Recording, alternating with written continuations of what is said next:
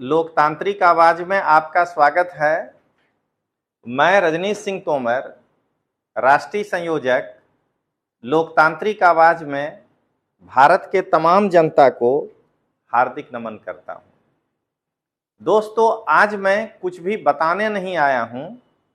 बल्कि लोकतांत्रिक आवाज के फेसबुक और लोकतांत्रिक आवाज के मेन यूट्यूब चैनल पर मंडे से एक जो है सीरीज में लेकर आ रहा हूं, जिसका टाइटल है कि क्या इंडी ए के सीट शेयरिंग से कांग्रेस को फायदा होगा। ये जो इंडी ए गठबंधन ये लोग किए हैं और उसमें जो ये सीट शेयरिंग की बात कर रहे हैं, तो क्या इससे सबसे बड़ा तो यही है ना कि कांग्रेस को फायदा होगा कि नहीं। तो मैं उसके लिए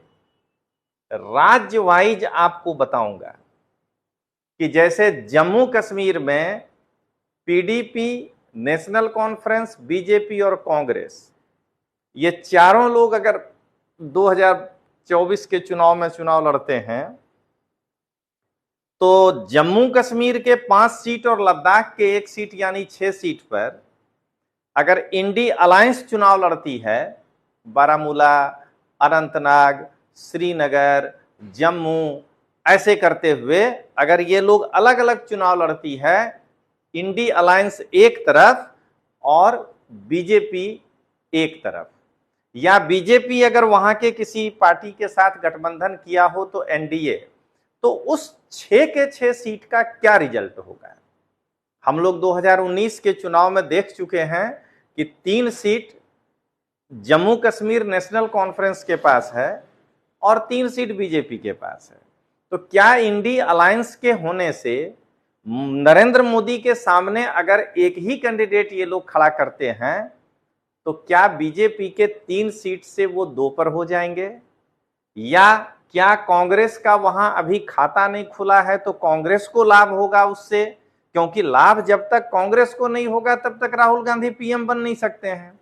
तो इस तरह से राज्य वाइज हिमाचल प्रदेश में क्या होगा, मान लीजिए उत्तर प्रदेश में समाजवादी पार्टी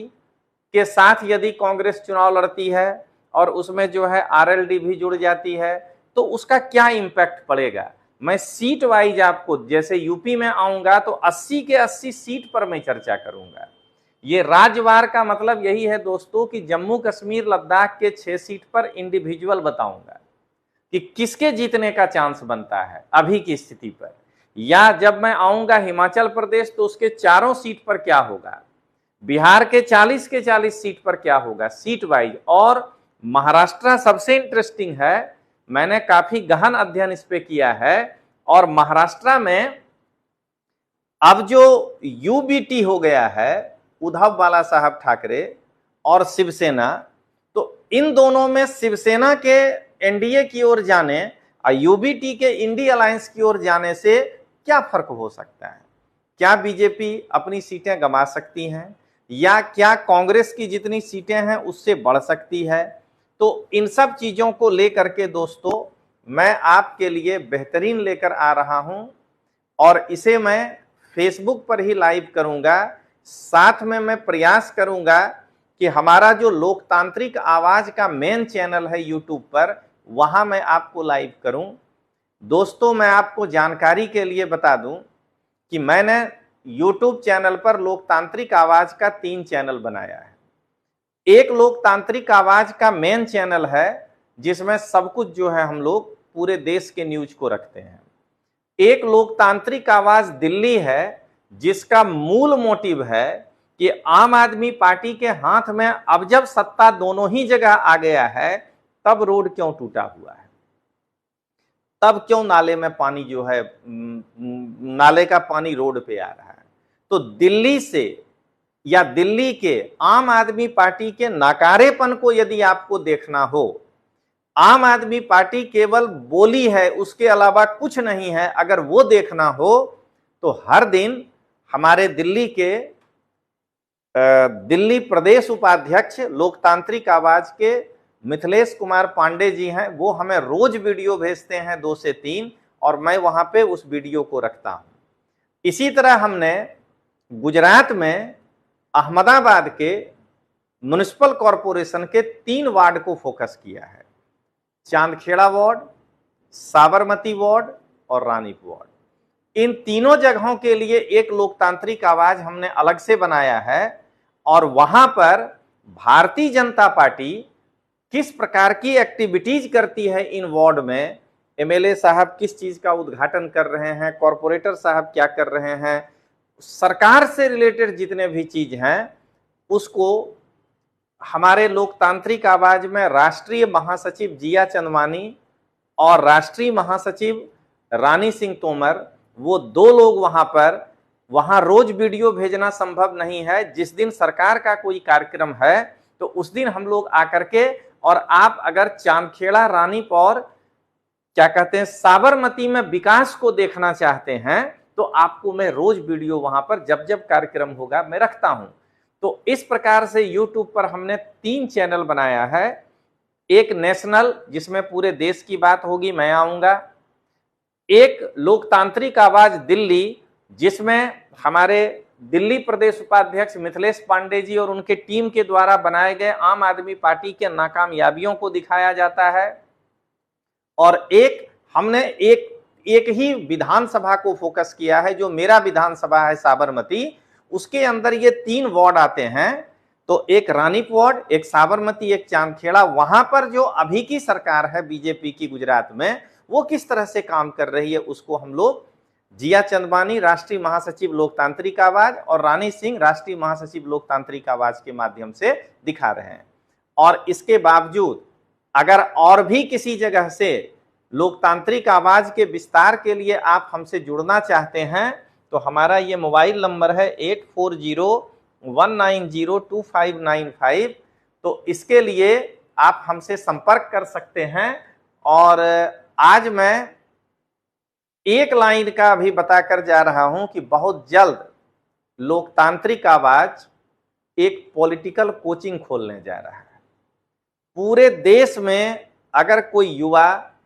या जो है कोई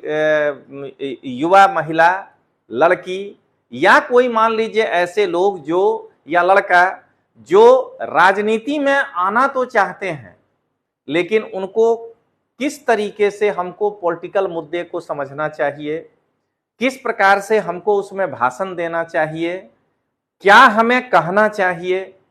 कई बार ऐसा होता है कि आपको किसी सोसाइटी से एक फोन आया, आप वहां चले गए, मान लीजिए कि वहां पानी की सुविधा नहीं है, लेकिन बाद में आपको पता चलता है कि उसका NaNOC ही नहीं था, तो वहां सरकार पानी नहीं पहुंचाएगा। तो आपको पहले से कैसे प्री प्लान्ड होकर के जाना है, आप किस प्रकार से अपना राजनीतिक बिहेवियर करेंगे जिससे कि आपका राजनीतिक विकास होगा, इसके लिए लोकतांत्रिक आवाज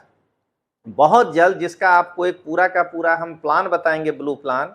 कि बहुत जल्द एक राजनीतिक कोचिंग क्लास फ्री, उसके लिए मैं कोई फीस नहीं आपसे लेने जा रहा हूं,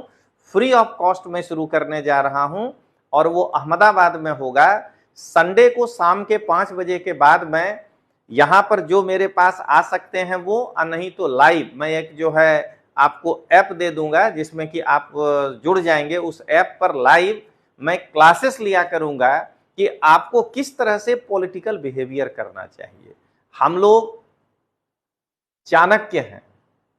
IAS के बच्चे को इतने दिन तक गाइड किए, तो हम लोग जो है डायरेक्ट कुछ नहीं बन सकते हैं।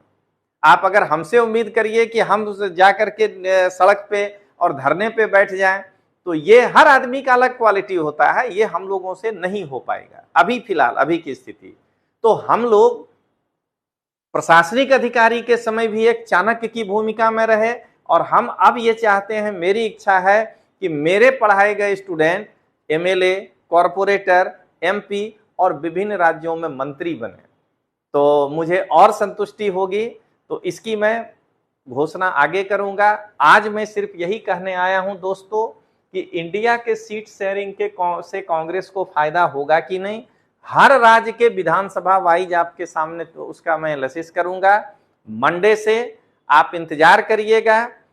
मंडे का टाइमिंग जो होगा वो मैं रविवार को एक बार और लाइव होकर बता दूंगा और फिर वही समय हमेशा के लिए रहेगा। तब तक के लिए दोस्तों मिलते हैं हम लोग जय हिंद, जय भारत।